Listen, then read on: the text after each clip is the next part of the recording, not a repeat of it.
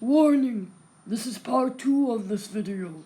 Go watch part 1, because dread it, run from it, part 2 still arrives. And also, there will be spoilers. And now I want to address the elephant in the room, although that probably would be the ending scene, but still, that elevator fight was superb, fantastic, magnificent. What am I saying? It's not a fight. Why am I remembering Winter Soldier all of a sudden? Well, because it's very similar. It starts out very similar, but then it goes in a completely opposite direction. Like, I thought maybe this is what would happen, but still, I was amazed at what happened. Like, when they're all standing there and Captain America walks in into the elevator filled with Hydra agents, and then to get the scepter from the hands of that guy who is as well returning, and I loved him in Winter Soldier, and they got the actor back, so that's cool.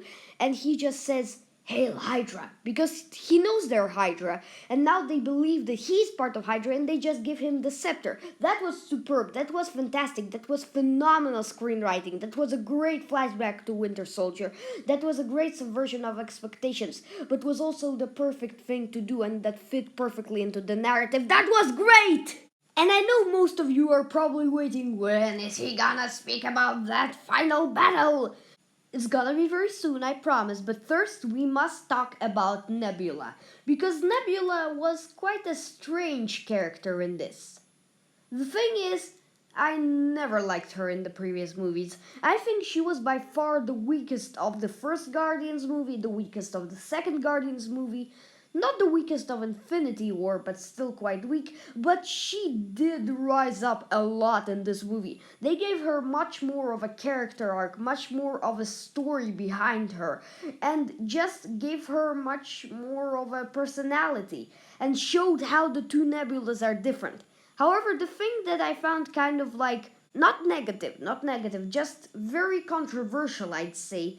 Not that I don't like it, I just think it's something that kind of might look weird, is that they use the previous Nebula to replace the modern Nebula, to kind of replace her and pretend to be her for the Avengers. And this really reminded me of that episode of the old Transformers cartoon called A Prime Problem, where basically Megatron creates a fake Optimus Prime and tries to pretend that he's the real Optimus Prime to infiltrate the Autobot base. And then the real Autobots come and Optimus Prime comes, and it's just, yeah, it really reminded me of those cartoons. It's just the way it's all made, it doesn't seem like a movie. But I mean, it worked out and it didn't seem too taking over the plot, so I'm quite fine with that aspect. But I did like the way they treated Nebula most of the time. And now the time has come to talk about that final battle. But before we do that, I'd like to address how incredible the cast of this movie is. I mean, we have so many great actors all combined together, some just nearly not having any screen time and not even having a line.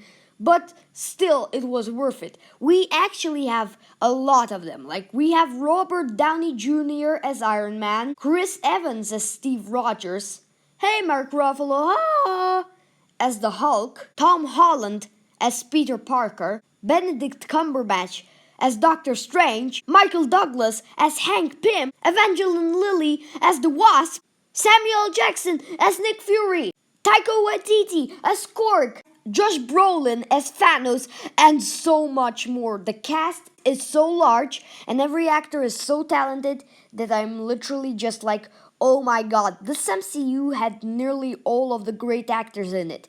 I mean, in Captain Marvel we had Jude Law, in previous movies we had Jeff Bridges, and so on, and finally, all of the characters who are still alive are here on the screen, and it's incredible how big the cast of this movie is. Oh, now the time has come.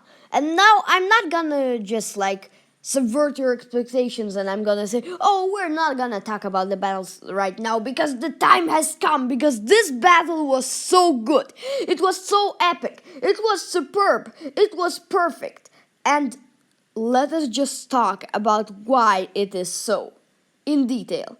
So to start off, I think the build up towards the battle, how it kind of was created, that tension that built up towards this final act, it was incredible. All throughout the movie and the previous movies, just it was all building up to this moment.